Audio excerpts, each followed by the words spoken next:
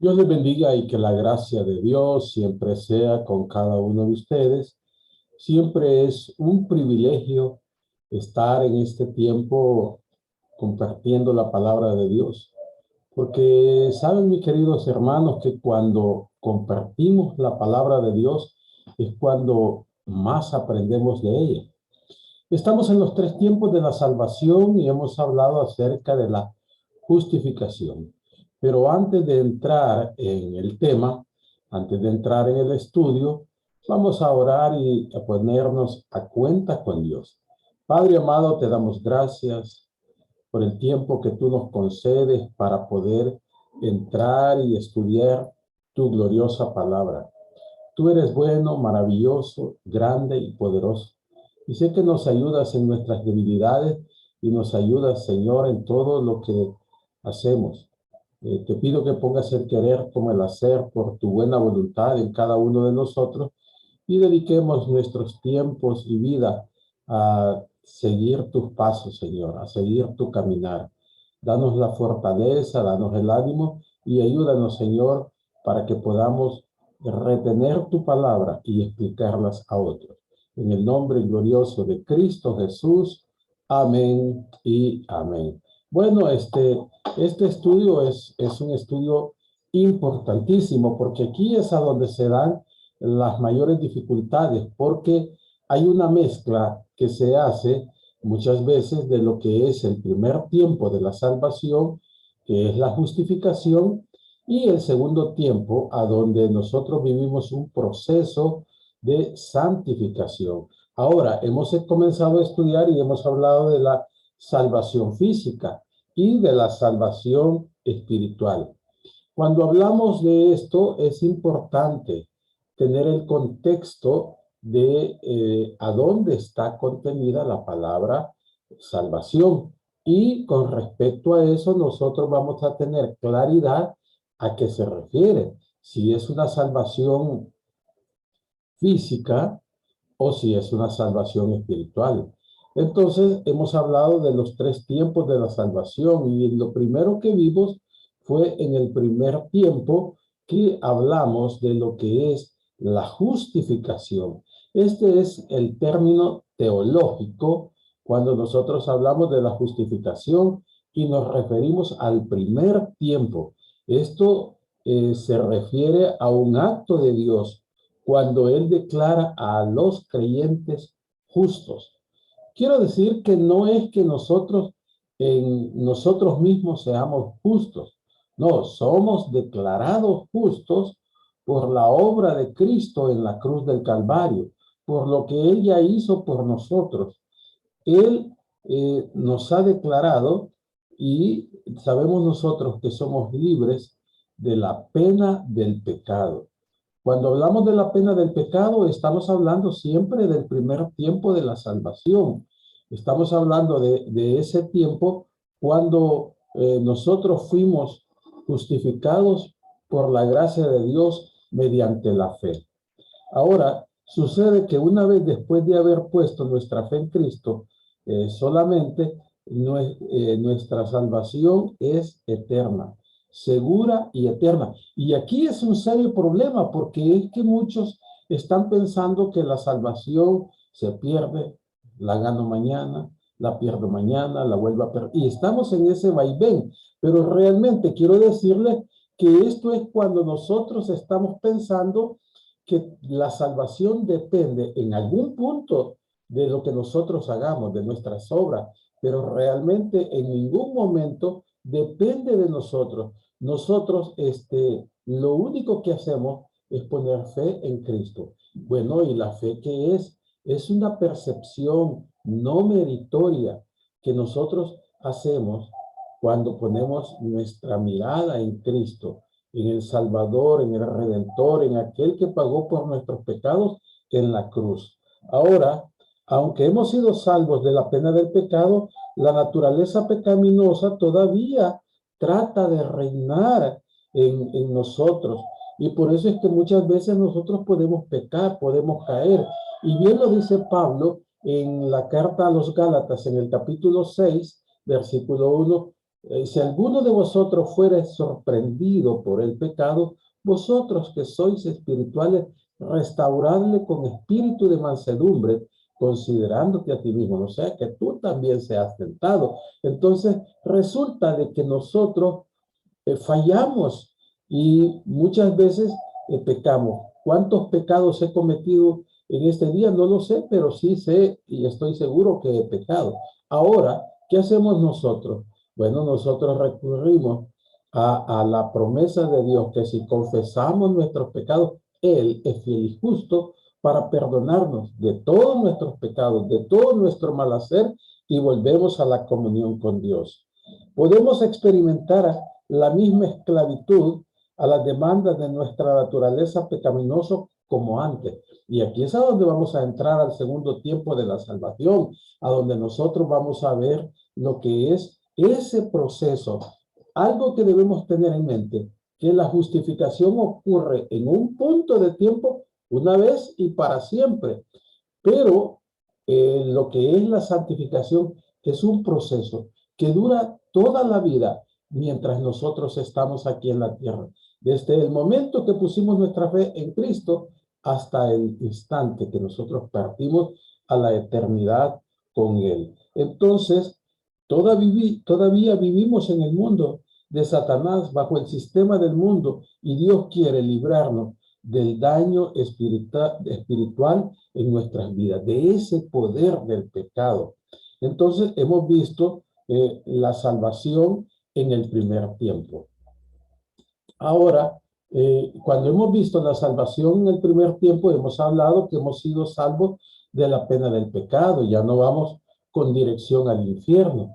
Y entonces esto ha sido como un regalo, ¿verdad? Y sucedió en un instante de tiempo. ¿Y cuál fue la condición para esto? Fe solamente. Ahora vamos a entrar a esta parte de lo que son, lo que es la santificación. ¿Verdad? Ese tiempo a donde nosotros vivimos en un proceso y es a donde hay mayor confusión, porque alguien dice, pecó, cayó, ¿qué fue lo que pasó? Ah, bueno, es que perdió la salvación. La salvación, quiero decirles que no se pierde, porque no la hemos ganado nosotros, la ganó Cristo y pagó con precio de sangre nuestras vidas. Entonces, cuando nosotros nos enteramos de esto, entonces tenemos que entender qué es lo que sucede con la salvación en el segundo tiempo. Y esto nosotros, hago un paréntesis aquí, tenemos que tener mucho cuidado cuando estamos leyendo la palabra de Dios. Cuando la estamos estudiando, nosotros tenemos que fijarnos ¿a qué se está refiriendo el pasaje? Se está refiriendo a justificación, se está refiriendo a santificación o se está refiriendo a glorificación. Entonces, ahí cuando nosotros vemos esta distinción bíblica y tenemos aclaración, entonces nosotros podemos estar con la certeza que al haber puesto nuestra fe en Cristo como el único y suficiente Salvador, nosotros hemos logrado esa salvación por medio de la fe en Cristo Jesús. Y digo logrado porque nosotros pusimos nuestra fe en Él, pero realmente no la ganamos nosotros, la ganó Cristo para nosotros. Ahora, cuando hablamos del segundo tiempo de la salvación, estamos hablando de que nosotros somos libres del poder del pecado. De tal manera que nosotros pecamos de manera eventual, no habitual, que son dos cosas muy distintas. Por ejemplo, un borracho que se mantiene en la esquina todo el tiempo y que está ahí y toda su vida es eso, él ya peca de manera habitual, de forma que no él se entera él lo que está sucediendo en su vida, porque es su estilo de vida mantenerse en el pecado. Nosotros los creyentes estamos libres de ese poder del pecado, pero también podemos fallar porque tenemos una naturaleza pecaminosa y debemos recordar que nuestra lucha es contra el mundo, contra Satanás y contra nuestra naturaleza pecaminosa, contra la carne. que muchas veces es la que nos acecha y la que no nos permite a nosotros ser fieles al Señor. De hecho, la palabra de Dios lo declara y lo dice de esta manera, que aunque nosotros seamos infieles, Él permanece fiel. Y permanece fiel porque Él no puede negarse a sí mismo, porque Él siempre mantiene su promesa en cuanto a la salvación. ¿Y sabe qué puede pasar? Que si nosotros persistimos en el pecado, Él nos puede quitar. En la primera carta a los Corintios, en el capítulo 11, versículo 32, por ahí más o menos, dice que por lo cual hay muchos enfermos, muchos debilitados y otros duermen. Estos son aquellos que se han mantenido en el pecado y que Dios los quita para que no sigan dando mal testimonio de su obra. Entonces, nosotros como tenemos el Espíritu Santo, nosotros podemos estar libres del poder del pecado en nuestra vida. Pero este es un proceso a donde nosotros debemos mantenernos en fortaleza y en ánimo para la lucha terrenal aquí permanente, es a través de la oración, a través de leer la palabra de Dios, a través de congregarnos. Y todo eso es muy importante.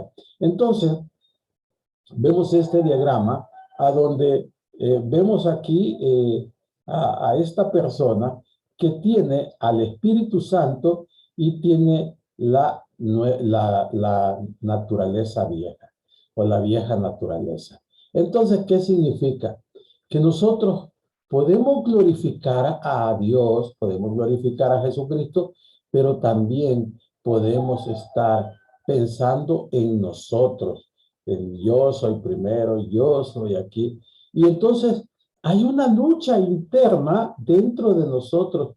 Y en Gálatas, Pablo lo dice en el capítulo 5, creo que es el versículo 17, a donde dice que estas dos naturalezas se oponen entre sí para que no hagamos lo que debemos hacer. ¿Cómo nosotros podemos vencer a la vieja naturaleza? Solamente es mediante la fe y a través de la palabra de Dios. Porque cuando nosotros estamos estudiando, cuando nosotros estamos leyendo la palabra de Dios constantemente, ella nos recuerda a nosotros que hacer tales cosas fuera de la voluntad de Dios es pecado. Y por eso nosotros debemos mantenernos en fidelidad, debemos mantenernos alerta. ¿Por qué? Porque nosotros muchas veces estamos glorificando a Dios y otras veces estamos actuando en la energía de la carne, en la energía de la naturaleza pecaminosa, de tal forma que nosotros debemos tener con claridad que esta lucha se mantiene dentro de nosotros. ¿Cuántas veces usted está en la iglesia, está escuchando un buen sermón, está escuchando la palabra de Dios, aún alabándole a través de los cantos, y su mente está por otro lado? Es causa de la naturaleza pecaminosa. A veces la gente lo que hace es achacarle todo a Satanás. Satanás ciertamente él nos tienta para que nosotros pequemos, pero no todo depende de él. Mucho es de parte de nosotros. Y eso es a donde nosotros debemos tener cuidado, porque nosotros somos salvos del poder del pecado cuando nos mantenemos nosotros estudiando, leyendo. Y entonces ya no le damos la preeminencia al yo, sino que glorificamos a Jesucristo. Por eso es que Pablo dice, con Cristo estoy juntamente crucificado y ya no vivo yo, mas Cristo vive en mí. Y lo que vivo ahora en la carne, lo vivo en la fe del Hijo de Dios, el cual me amó y se entregó a sí mismo por mí. Entonces, vemos aquí que ese es el diagrama, que el hombre lleva esas dos naturalezas, la naturaleza espiritual y la naturaleza pecaminosa. Esto lo vamos a tener mientras nos mantengamos vivos en esta tierra. Una vez que partamos a la presencia de Dios y Cristo venga por su iglesia, dice que vamos a recibir cuerpos glorificados semejantes al de Él. Ahora, ¿qué nos dice la Escritura? Vamos a ver qué dice la Escritura. Dice Filipenses 2, el 12 al 13. Por tanto, amados míos, como siempre habéis obedecido, no como en mi presencia solamente, sino mucho más ahora en mi ausencia. Y vean aquí lo que dice: ocupaos de vuestra salvación con temor y temblor, porque Dios es el que en vosotros produce así el querer como el hacer por su buena voluntad. Entonces, aquí nos habla de una salvación. Y alguien que lo lea y no ha entendido realmente lo que es hacer una exégesis pequeña o por lo menos ver un pasaje en su contexto, ver su contenido, comparando la escritura con la escritura y sacando la conclusión, entonces podemos entender. Pero si se fija, dice, por tanto, amados míos, está hablando a creyentes, no está hablando a inconversos. Por tanto, este pasaje no se refiere a justificación, sino a santificación. ¿Y qué dice? Dice, por tanto, amados míos, como siempre, y dice, siempre habéis obedecido. O sea, un creyente obediente. No como en mi presencia solamente, sino mucho más ahora en mi ausencia. ¿Y qué dice? Ocupaos de vuestra salvación. Que nos ocupemos de mantenernos en fidelidad a Dios del poder del pecado, de la naturaleza pecaminosa. Ahí tenemos que cuidarnos. ¿Y cómo lo debemos hacer? Con temor y temblor. El temor es la sabiduría, es el temor a Dios. Ese es a donde nosotros debemos estar pensando: si hago esto, voy a desagradar a Dios. Y con temblor es estar siempre listos para no cometer ese pecado.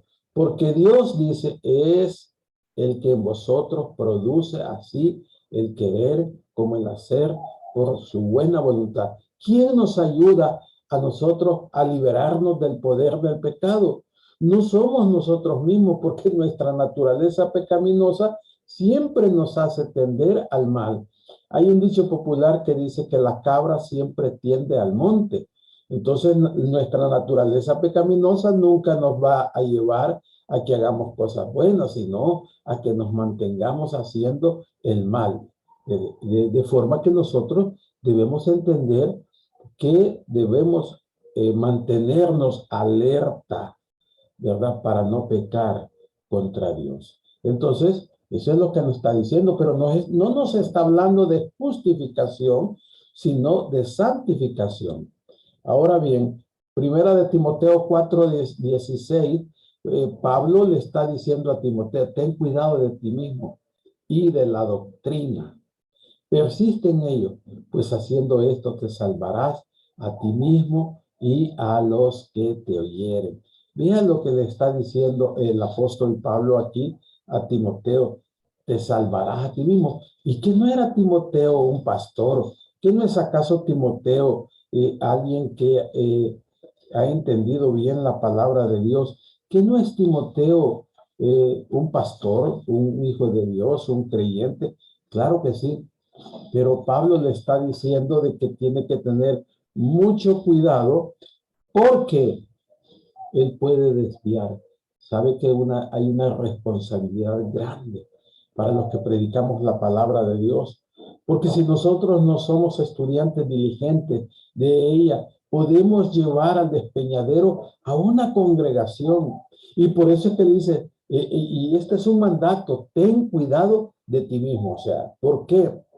Porque nosotros nos podemos envanecer, nos podemos enorgullecer. Ten cuidado. Y de la doctrina y de la enseñanza, persiste en ello. Persiste en tener cuidado y en estudiar la palabra de Dios, pues haciendo esto, ¿qué dice? Te salvarás a ti mismo. ¿Sabe que la palabra de Dios dice: ¿con qué limpiará el joven su camino? Con guardar tu palabra. En mi corazón he guardado tus dichos para no pecar contra ti. Cada quien tiene sus versículos que le ayudan en su vida práctica. A mí me encanta uno que dice: no os engañéis, Dios no puede ser burlado. Todo lo que el hombre sembrare, eso también cosechará. El que siembra para la carne, de la carne segará corrupción. Entonces, tenemos que tener cuidado nosotros también y de la doctrina, de lo que oímos, de lo que estamos aprendiendo. Santiago 1:21 dice, por lo cual desechando toda inmundicia y abundancia de malicia, recibir con mansedumbre la palabra implantada, la cual puede salvar vuestras almas. ¿De qué nos salva? De ese poder del pecado. Cuando nosotros ya no somos esclavos del pecado, porque hemos sido liberados por Cristo, pero hay gente que aún siendo creyente se mantiene en pecado, y entonces esos son niños espirituales, los que no crecen, los que se mantienen toda su vida siendo bebitos, debiendo ya ser maestros, dice, aún tienen necesidad de la leche espiritual para que por ella crezcáis. Hay gente que no crece, en primer lugar, porque no se cuidan, en segundo lugar, porque su criterio prevalece a la palabra de Dios. Dice Santiago 5:20, sepa que el que haga volver al pecador del error de su camino salvará de muerte un alma y cubrirá multitud de pecados. Ahora, no sé si en otra ocasión he definido la palabra muerte, pero la palabra muerte lo único que significa es separación. Entonces, un creyente que entra a la familia de Dios y está en comunión con Dios, cuando él peca, lo que sucede es que se separa y entonces está fuera de la comunión con Dios. Y al estar fuera de la comunión con Dios, está muerto, está separado de Dios. Y hay que tener mucho cuidado. Entonces, cuando alguien le hace ver a una persona que está en pecado y lo regresa a la comunión con Dios, este cubre multitud de pecados. Ahora, ¿cuál es la descripción teológica del segundo tiempo de la salvación? Es santificación. Ahora, ¿cuándo ocurre esto? Hermanos, esto no es como la justificación, que es en un instante de tiempo, una vez y para siempre. Aquí no, es un proceso, es toda la vida. Y sabe que nosotros tenemos una vida de altas y bajas, porque muchas veces estamos llenos de una vida espiritual, compenetradas en la palabra de Dios, pero otras veces, estando fuera de la comunión con Dios, a veces no queremos ni leer la palabra de Dios, no queremos congregarnos, no queremos oír nada, porque estamos fuera de la comunión con Dios. Entonces, sabemos que este es un proceso, es una lucha constante, es una lucha que han mantenido todos los siervos de Dios. En una vez han fallado, pero han vuelto a la comunión con Dios. Y hay muchos ejemplos en la Biblia. Abraham falló, Jacob falló, también, si nosotros nos damos cuenta, también falló David, y fallaron de una manera difícil, pero volvieron a la comunión con Dios. Y por eso es que David dice, no me quites el gozo de tu salvación. Disculpen, hermano. Entonces, ¿cuál es la condición para este tiempo de la salvación, para el segundo tiempo de la salvación? Dependencia diaria del Espíritu Santo. Por eso dice que debemos buscar la llenura del Espíritu Santo, la llenura del Espíritu Santo, para que por ella nosotros podamos crecer, nosotros podamos mantenernos. Todos nosotros somos habitados por el Espíritu Santo, pero cuando pecamos constrictamos al Espíritu Santo. El Espíritu Santo no es algo que nos dobla el brazo para que nosotros seamos obedientes a Dios. El Espíritu Santo nos guía. El Espíritu Santo es el sello, la garantía que nosotros tenemos de esa posesión adquirida por Cristo nuestro Señor. El Espíritu Santo es el maestro por excelencia. Entonces, si nosotros tenemos una dependencia total en el Espíritu Santo diariamente, nosotros vamos a poder crecer y mantenernos en una vida constante en dependencia del Señor. Pero si nosotros nos estamos alejando, estamos viniendo y estamos fluctuando de un lado para otro, difícilmente tenemos una vida plena, llena de gozo en el Señor Jesucristo. Entonces, vemos la diferencia entre el tiempo pasado y el tiempo presente en cuanto al tema de la salvación. Sabemos que cuando hablamos del pasado es de la justificación, cuando usted puso su fe en Cristo y fue justificado. Y cuando hablamos del presente, hablamos de la santificación y de ese proceso del cual todos nosotros, no hay nadie que pueda decir yo no, todos nosotros vivimos en este proceso y debemos mantenernos nosotros siempre haciendo lo que Dios nos indica por medio de la palabra de Dios. Pero si no estudiamos, si no leemos la palabra de Dios, ¿cómo vamos a mantenernos en esa dependencia? Por eso es que es necesario que cada uno de nosotros haga esto constantemente. Ahora vamos al tercer tiempo de la salvación, de ese futuro. ¿Qué vemos en esto? Bueno, que nosotros somos salvos de la presencia del pecado. ¿A dónde? En el cielo. En el cielo no va a haber pecado. Entonces, cuando nosotros vamos e iremos a una eternidad con Cristo y estemos en el cielo, ahí como no habrá pecado, nosotros somos salvos de la presencia del pecado. ¿Y qué vemos? Que esto se da en el cielo. Ahora veamos unos pasajes que nos hablan acerca de esto tan maravilloso que debemos tomar en cuenta para saber qué significa cada palabra. Cuando encontramos la palabra salvación, recuerde que el contexto va a determinar a qué se refiere, si se refiere al pasado, al presente o al futuro. Entonces, cuando vamos a hablar del futuro, sabemos nosotros que en este caso es una garantía para todos los nacidos de nuevo, para todos los creyentes. Romanos 5:9 al 10 dice, pues mucho más, estando ya, y vean cómo dice aquí, en un presente continuo, este es un verbo presente, activo, continuo. Dice, estando ya justificados en su sangre, por él seremos salvos de la ira. Cuando hablamos de ira, no estamos hablando de un enojo de Dios, así como el enojo de nosotros. Estamos hablando que seremos salvos del juicio, de un juicio, del juicio.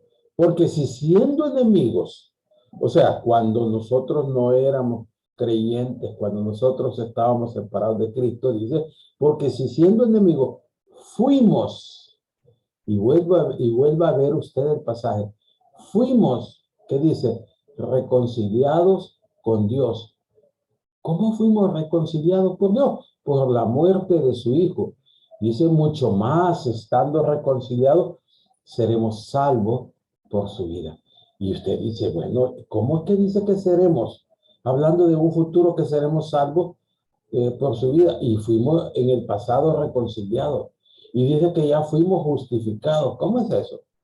Dice que está hablando de diferentes tiempos de la salvación. Está hablando ahora en el tercer tiempo de la salvación, porque ya no está hablando del pasado, ya no está hablando del presente, sino que está hablando del futuro. Y es lo que nosotros debemos comenzar a visualizar cuando leemos la palabra de Dios. Romanos 13:11 dice, y esto, conociendo el tiempo, que ya es hora de levantarnos del sueño, porque ahora está más cerca de nosotros y dice nuestra salvación. Bueno, usted y yo no fuimos salvos ya. ¿Cómo está eso que ahora está más cerca de nosotros nuestra salvación? Y vean aquí, pareciera como que fuera una contradicción, que cuando creímos, porque cuando nosotros creímos fuimos justificados. Ahora está hablando el apóstol Pablo aquí de nuestra glorificación, porque no habla ni de un presente ni de un pasado, sino está hablando de un futuro, cuando nosotros seremos justificados. Vemos otro pasaje más.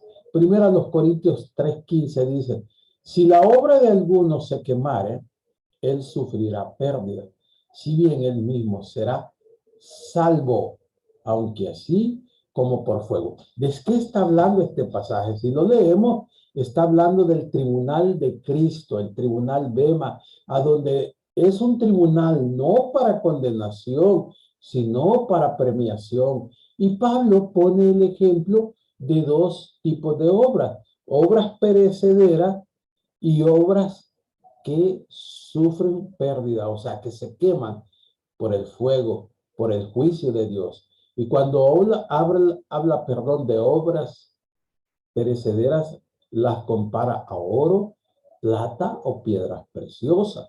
Cuando éstas se ponen al crisol con fuego, estas se refinan. Pero el otro tipo de obras habla de madera, heno o hojarasca. ¿Qué sucede con este tipo de obras cuando se ponen al fuego? Se queman y entonces no queda nada. Solamente cenizas que no sirven para nada. Entonces, este pasaje está hablando precisamente de ese tema. Y entonces está hablando que uno no pierde la salvación, lo que pierde son los galardones. Pero ese es otro tema que más adelante lo veremos. Ahora, dice Primera de Tesalonicenses, capítulo 5, versículos 8 al 9. Pero nosotros, que somos del día, seamos sobrios, habiéndonos vestidos con la coraza de fe y de amor, y con la esperanza de salvación como yelmo, porque no nos ha puesto Dios para juicio, o sea, para ira, sino para alcanzar salvación por medio de nuestro Señor Jesucristo. Ya somos salvos, pero dice para alcanzar salvación, ¿cuándo? En el futuro. Está hablando de el cielo, está hablando de que allí ya no existe la presencia del pecado y que nosotros estamos y estaremos en gloria con el Señor. ¿Qué más? Vemos aquí cuándo ocurrirá esto. Bueno, sabemos nosotros que cuando Cristo murió, luego el Espíritu Santo bajó el día de Pentecostés y ahí nació la iglesia. Entonces, al término del periodo de la iglesia, viene en Cristo a las nubes y Cristo nos levantará.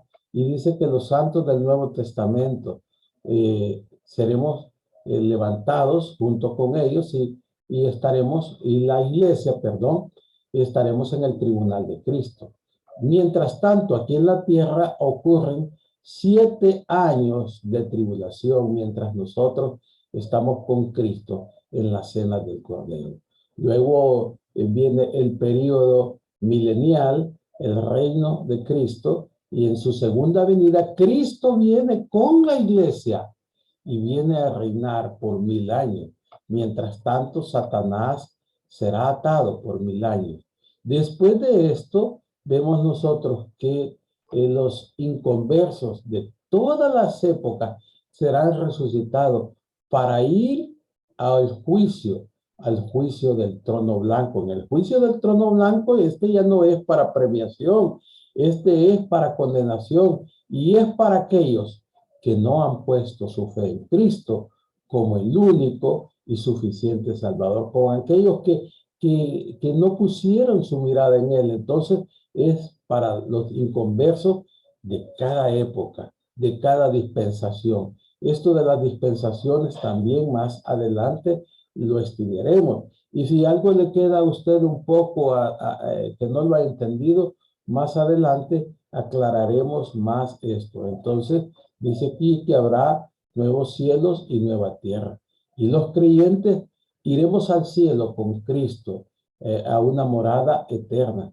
Y los que no pusieron su fe en ellos irán al lago de fuego, ese lugar que está preparado para Satanás y sus ángeles y para todos aquellos que no han creído en Cristo como el único y suficiente Salvador.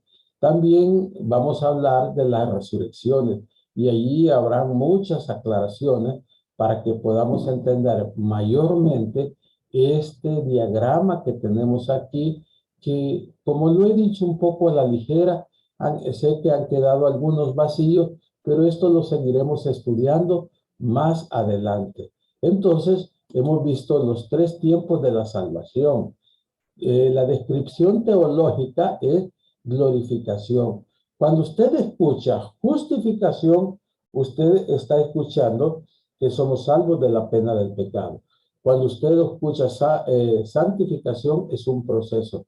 Cuando escucha glorificación, sabemos que es en el futuro.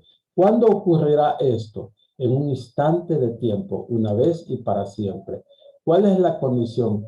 En la muerte o en el rapto de la iglesia. Entonces, allí ocurrirá todo esto. Los tres tiempos de la salvación, vemos aquí, dice Tesalonicenses 5, del 9 al 10, porque ellos mismos cuentan de nosotros la manera en que nos recibisteis y cómo convertisteis de los ídolos a Dios, para servir al Dios vivo y verdadero y esperar desde los cielos a su Hijo, al cual resucitó de los muertos, a Jesús, quien nos libra de la ira venidera. Entonces, aquí vemos la justificación, santificación y glorificación, la condenación eterna y o la tribulación. Entonces,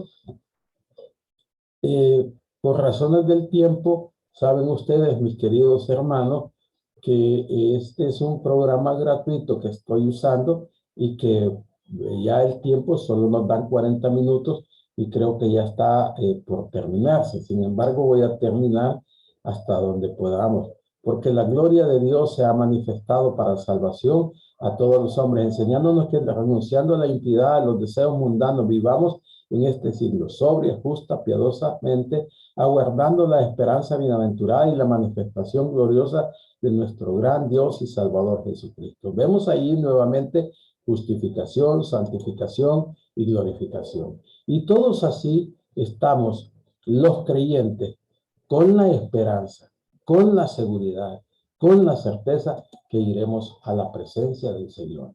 Amado Dios, te damos gracias en esta hora por el tiempo que hemos tenido de estudiar tu palabra. Padre, ayúdanos a seguir en este tema de las distinciones bíblicas y ayuda a que mis hermanos tengan el deseo y el interés de seguir estudiando. Te pedimos estas cosas en el nombre glorioso de Cristo Jesús. Amén y amén. Que el Señor les bendiga, mis queridos hermanos.